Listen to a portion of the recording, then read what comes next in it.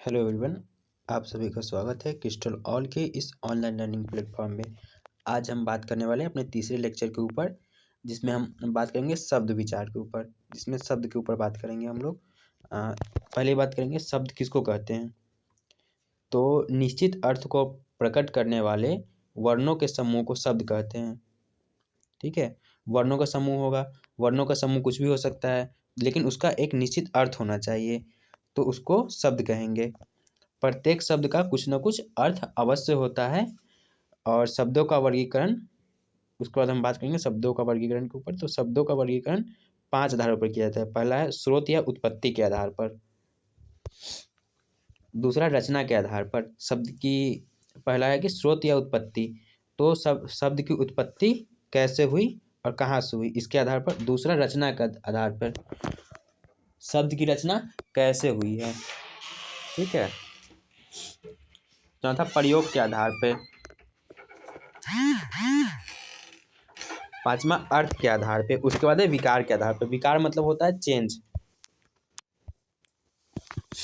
तो सबसे पहले बात करेंगे स्रोत या उत्पत्ति के आधार पर। तो स्रोत या उत्पत्ति के आधार पर शब्द को 4 भागों में बांट सकते हैं, जिसमें पहला है तत्सम, दूसरा है तद्भव, तीसरा है देशज, चौथा है विदेशज। सबसे पहले बात करेंगे तत्सम शब्द के ऊपर।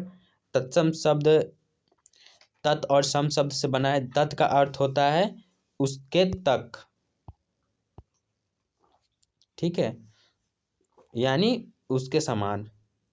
संस्कृत के वे शब्द जो हिंदी में बिना किसी परिवर्तन के प्रयोग में लाए जाते हैं, तो उसको तत्सम शब्द कहते हैं। जैसे कि दुग्ध, रात्रि, जल, गुरु। ठीक है, ये सब तत्सम शब्द हुए जो संस्कृत के मूल शब्द हैं, उसको तत्सम शब्द कहेंगे।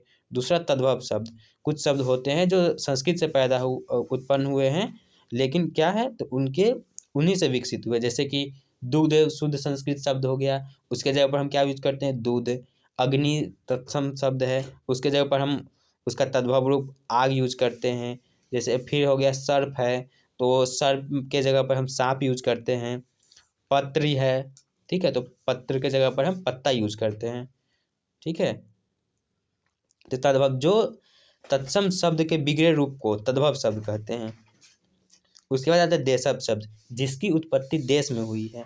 जिसकी उत्पत्ति कहाँ हुई है, देश में। ठीक, उसको देशज शब्द कहेंगे। नाम से उत्पत्ति, देश मतलब देश हो गया, ज मतलब उत्पन्न होना, जन्म लेना। जहाँ इस शब्द का जन्म कहाँ हुआ, देश में जन्म हुआ। ठीक है, तो उसको देशज शब्द कहेंगे। जो विभिन्न क्षेत्रों की आम बोल चाल की भाषा में होती है, उसको देशज शब्द कहते हैं। जैसे लोटा, पगड़ी, थैला, डिबिया। इसी तरह आगे बात करेंगे विदेशज शब्द के ऊपर। तो इसके नाम से है विदेश, और ज से बना है। जिसकी उत्पत्ति विदेश में हुई है या विदेशी भाषा से हुई है, उसको विदेशज शब्द कहेंगे। जैसे कि हिंदी में अंग्रेजी का भी उपयोग होता है। उसका तुर्की का, फारसी का, अरबी का, पुर्तगाली सभी भाषाओं का लगभग यूज होता है। हिंदी की यही सबसे अच्छी बात है कि हिंदी में बहुत सारी भाषाओं का समागम है। इसमें संगम कह सकते हैं, जिसमें बहुत सारी भाषाओं के शब्द आते हैं इसमें। जैसे कि अंग्रेजी का स्कूल नॉर्मली यूज करते हैं। मोबाइल, टेलीफोन, आप मोबाइल में भी लेक्चर देख रहे हैं, ये भी विदेशी शब्द अंग्रेजी का है। Car, radio, pen. ठीक है, उसका तुर्की शब्द से है कैंची, चाकू, तोप, जिसकी उत्पत्ति तुर्की भाषा से हुई है। उसके बाद फारसी से फौज। कागज आप लेके बैठे होंगे अभी, कॉपी। कॉपी अंग्रेजी की हो गई, जबकि वो कागज से बनी है, तो वो फारसी की हो गई। उसके बाद हजार, दुकान इत्यादि। अरबी में आदमी, औरत, किताब, मकान इत्यादि आपकी अरबी की हो गई है।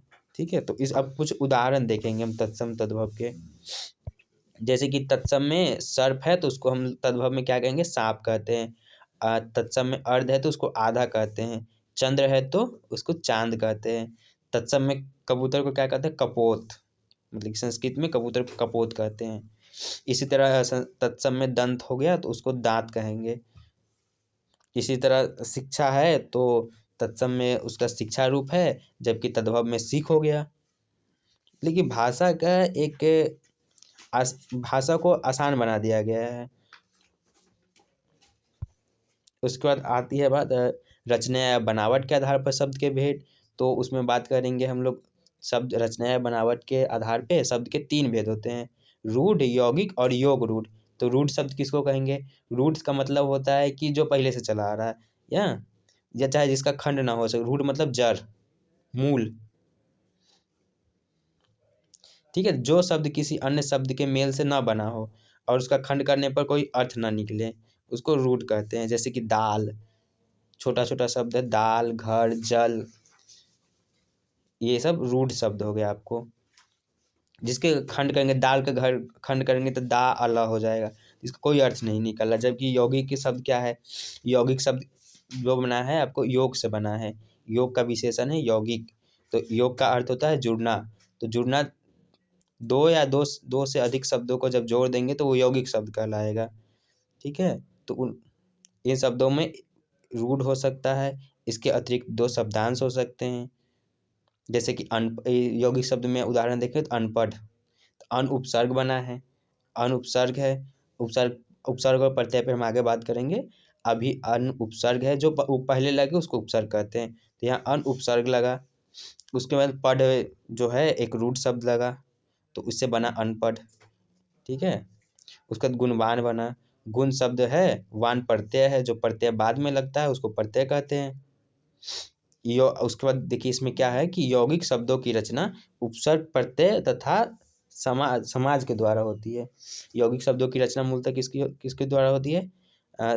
उपसर्ग, प्रत्यय और जो रूढ़ शब्द है उसके द्वारा होती है। उसके बाद अगला आया योग रूढ़। तो योग रूढ़ कुछ यौगिक शब्द ऐसे होते हैं जिनका अर्थ रूढ़ हो गया है, मतलब कि वो एक विशेष अर्थ को ग्रहण कर लिए हैं, वो व्यक्ति विशेष या वस्तु विशेष के लिए प्रयोग किए जाते हैं, उसे योग रूढ़ शब्द कहते हैं। जैसे कि आप लंबोदर देखते होंगे। ठीक है, तो लंब उदर से बना है, लंब धन उदर से, लेकिन उसमें क्या है, लंबोदर से हम किसके लिए आता है? तो गणेश जी का। जैसे ही लंबोदर कहेंगे तो किसका ध्यान आता है? गणेश जी का। तो एक विशेष अर्थ में यूज होने लगा। पंकज, ठीक है, तो पंख और ज से बना है, पंख मतलब कीचड़, ज मतलब जन्म लेना, यानी कमल। ठीक है, कीचड़ में जन्म लेगा कमल, यह योगरूट शब्द हो गया। अब इसी तरह हम आगे बात करेंगे प्रयोग के आधार पर शब्द के भेद। तो हम जब प्रयोग करते हैं तो जो कभी कभी शब्द का प्रयोग ज्यों का त्यों सेम टू सेम हो जाता है। हाँ, जैसे है उसी तरह कर दिए। कभी कभी उसके अर्थ में परिवर्तन होता है, लिंग, काल, वचन इत्यादि से प्रभावित होता है। इसके आधार पर शब्द 2 तरह के होते हैं, विकारी और अविकारी शब्द।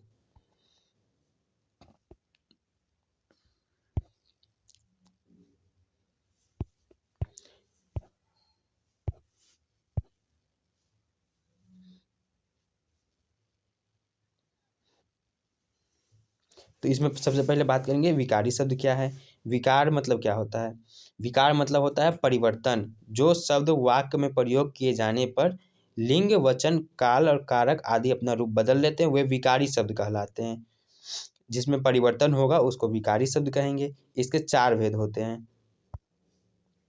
ठीक है, तो इसमें पहला है संज्ञा, सर्वनाम, विशेषण और क्रिया।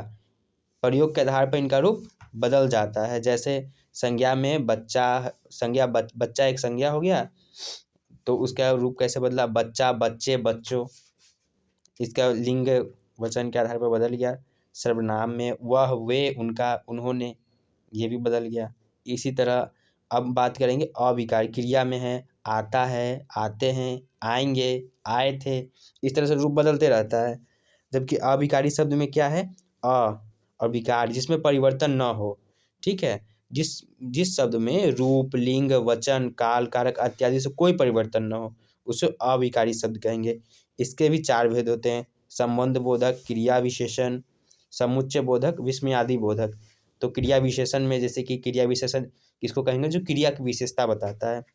तो क्रिया की विशेषता कैसे बताएगा? जैसे कि वह धीरे धीरे चलता है, तो चलना तो क्रिया हो गया। उसकी विशेषता क्या बताया? तो धीरे धीरे। ठीक है, तो वो धीरे धीरे हो गया। बाहर, जल्दी, संबंध बोधक, से पहले, समुच्चय बोधक, किंतु, परंतु, विस्मयादिक बोधक, अरे, ओह, वाह, ये सब के अनुसार भी शब्द का रूप बदलता है। ठीक है, तो अब बात करते हैं थोड़ा, इसी में आता है एक, और उसके बाद आता है अर्थ के आधार पर शब्द के भेद। तो अर्थ के आधार पर शब्द के भेद कितने हैं? 6 भेद हैं। एकार्थी शब्द, अनेकार्थी शब्द, पर्यायवाची शब्द, विलोम शब्द, श्रुति संविनार्थक शब्द, अनेक शब्दों के लिए एक शब्द। एकार्थी शब्द किसको कहते हैं? जिन शब्दों का केवल एक ही अर्थ होता है उसको एकार्थक शब्द कहते हैं। जैसे कि सपोज करिए कि पहाड़ का मित्र कह दिए, तो मित्र से क्या मतलब है? मित्र मतलब फ्रेंड आया, एक ही उसका अर्थ आया। अनेकार्थक शब्द जिसके एक से अधिक अर्थ होते हैं, मतलब अनेक अर्थ होते हैं। अनेक अधन अर्थक अनेक अर्थक शब्द कहलाते हैं। जैसे पत्र हो गया तो पत्ता, चिट्ठी, पत्र से क्या मतलब आया? तो पत्र से मतलब आया कि एक पत्ता हो गया, जो पेड़ का पत्ता आप देख रहे हैं वो। दूसरा पत्र मतलब पत्र हम लिखते हैं, चिट्ठी हो गया। भेद मतलब हो गया कितने भेद हैं, तो भेद मतलब ये कभी कभी कहते हैं ना कि हमने उसका भेद जान लिया, तो उसका रहस्य, यहाँ भेद से एक तात्पर्य उसका रहस्य और दूसरा है प्रकार। जैसे कि अभी हम बात करें कि शब्द के 3 भेद होते हैं, इस तरह से तो भेद का प्रकार हो गया, इस तरह से उसके अनेकार्थक शब्द हो गए। पर्यायवाची शब्द आता है तो वे पर्यायवाची शब्द वे शब्द होते हैं जो समान अर्थ बताते हैं, मतलब उससे एक समान अर्थ तो नहीं कह सकते, एक मिली जुला अर्थ बताते हैं। जैसे कि दिवस हो गया, तो दिवस का मतलब कि वासर भी होता है, वार भी यूज करते हैं, रविवार, सोमवार, दिन, अन्न भी यूज करते हैं। उसके बाद अगला है तक, तन, तन मतलब शरीर, शरीर के लिए क्या यूज करेंगे? काया करते हैं, शरीर करते हैं, वपु करते हैं, बदन करते हैं, गात भी करते हैं।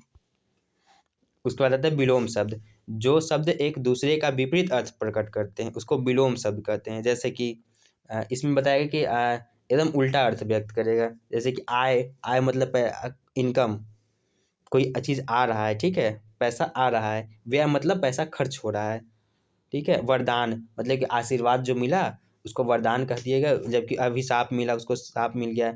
एकता, उसका विलोम अनेकता हो गया। उसके बाद आता है श्रुति समभिन्नार्थक शब्द, जो शब्द सुनने में एक जैसा लगता है परंतु क्या होता है उसका अर्थ भिन्न होता है। नाम से ही है, श्रुति मतलब सुनना, सम मतलब सुनने में समान लगे, लेकिन उसका क्या रहे, अर्थ क्या रहे, भिन्न रहे, ठीक है। ऐसे मतलब वर्ड से पकड़िए श्रुति संभिन्नार्थक शब्द। और वर्तनी में भी इसमें सूक्ष्म अंतर होता है, एकदम लिखने में एकदम लगेगा, सुनने में एकदम लगेगा एक जैसा है, लेकिन उसके अर्थ अलग अलग होते हैं। जैसे कि अवधि मतलब सीमा, ठीक है, अवधि मतलब समय, ठीक है, और सीमा दोनों होता है। जबकि अवधि क्या है, एक भाषा का नाम है। इसमें यहाँ फर्क क्या है कि हर्षिकार और दीर्घिकार की बात है। उसके बाद दूसरा है अन्न, ठीक है, अन्न मतलब अनाज, आप सभी जानते हैं। दूसरा यही अन्य हो गया, अन्न मतलब दूसरा हो गया। अब इसमें छठा है अन्य शब्दों के लिए एक शब्द, जिन शब्दों का प्रयोग वाक्यांश अथवा अनेक शब्दों के स्थान पर किया जाता है वे वाक्यांश के लिए एक शब्द अथवा अनेक शब्द के लिए कहलाते हैं। जैसे भगवान विष्णु का उपासक, ठीक है, तो उसके लिए अनेक शब्द हैं, उसके लिए एक शॉर्ट टर्म बना दिया, एक शॉर्ट शब्द बना दिया गया। भगवान विष्णु को उपासक जो उनको वैष्णव कहा जाएगा, जिसको कभी बुढ़ापा ना आए उसको अजर कहा जाएगा, ठीक है। इसी तरह फिर आगे हैं, इस पे इन सभी 6 टॉपिक पे हम अलग अलग से वीडियो के साथ बात करेंगे। अब इस पे कुछ एमसीक्यू करते हैं, जैसे कि उत्पत्ति के आधार पर शब्द के कितने भेद हैं। तो फिर इसमें ऑप्शन 2, 4, 6, 8। तो इसमें उत्पत्ति के आधार पर कितने हैं? 4। कौन कौन है? तो पहला है इसमें देशज, पहला हो गया देशज, ठीक है, विदेशज,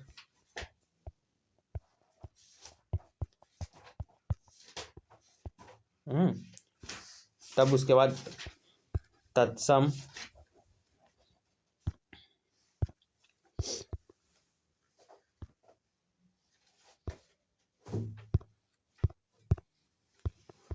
तब उसके बाद है तत्सम, तद्भव,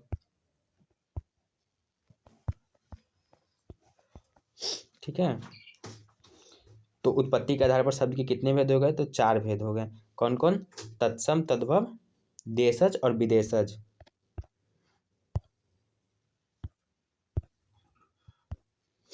उसके बाद नेक्स्ट है संकर शब्द का क्या अर्थ होता है। तो संकर शब्द के बारे में हम लोग बात करेंगे। संकर शब्द का अर्थ होता है दो भाषाओं के शब्द जो से मिलकर बनता है। ठीक है, जो दो भाषाओं के शब्द से मिलकर बना उसको संकर शब्द कहेंगे। उसके बाद है वानर का तद्भव रूप क्या है। तो बानर, बंदर, वंडर, इनमें से कोई नहीं। तो क्या होगा, इसका उत्तर बी हो गया। ठीक है, तो बानर का तद्भव रूप क्या है। बानर तद्भव मतलब क्या होता है, जो संस्कृत के रूप है उसका बदला। ठीक है, बिगड़ा हुआ रूप, तत्सम का बिगड़ा हुआ रूप तद्भव हो गया। तो बानर को हम लोग क्या कहते हैं, बंदर कहते हैं। उसके बाद है पाकशाला किस प्रकार का शब्द है। तो यहाँ देखिए ये किस किस से बना है, पाक और शाला से।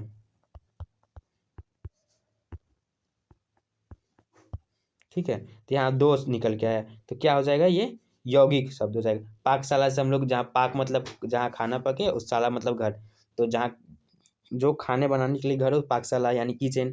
तो इससे कोई विशेष अर्थ निकल नहीं रहा है, तो यौगिक शब्द है।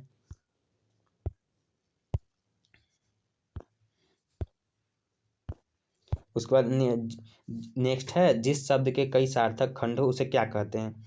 तो जिस शब्द के कई सार्थक खंड हो तो उसको क्या कहेंगे, ये रूढ़, यौगिक, योग रूढ़, मिश्रित। तो इसमें क्या देखे थे हम लोग कि रूढ़ में क्या है कि इसमें कोई अर्थ ना निकलता है, कोई अर्थ नहीं निकलता है। ठीक है, जबकि यौगिक, यौगिक में क्या है कि दो रूट से बना है, दो रूट से। ठीक है, इसका खंड किया जा सकता है। जबकि योग रूट में क्या है कि विशेष अर्थ निकलता है।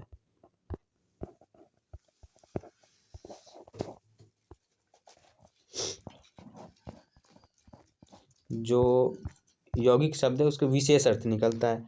तो क्वेश्चन क्वेश्चन क्या है, जिस शब्द के कई सार्थक खंड हो। सार्थक खंड क्या हो गया, तो यौगिक में है, जैसे कि आपको पाकशाला अभी तुरंत आया, इसको पाकशाला खंड करेंगे तो दो, पाक मतलब वो जहाँ पकाना, शाला मतलब घर, दो मतलब कि सार्थक खंड उसका दो को सार्थक खंड होगा, उसको यौगिक कहेंगे।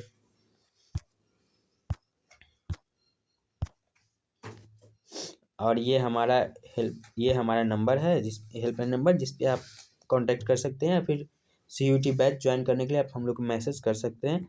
ये टेलीग्राम आईडी है, ये टेलीग्राम आईडी होगी जिस पे क्विज वगैरह होते रहते हैं, तब वहाँ ज्वाइन कर सकते हैं, और PPT एक्सेस वहाँ आपको मिल जाएगी। और कोई भी क्वेरी हो तो आप हम लोग को ईमेल भी कर सकते हैं। और बस हो गया, अब थैंक यू। अब बात नेक्स्ट वीडियो में हम लोग बात करेंगे संज्ञा के ऊपर।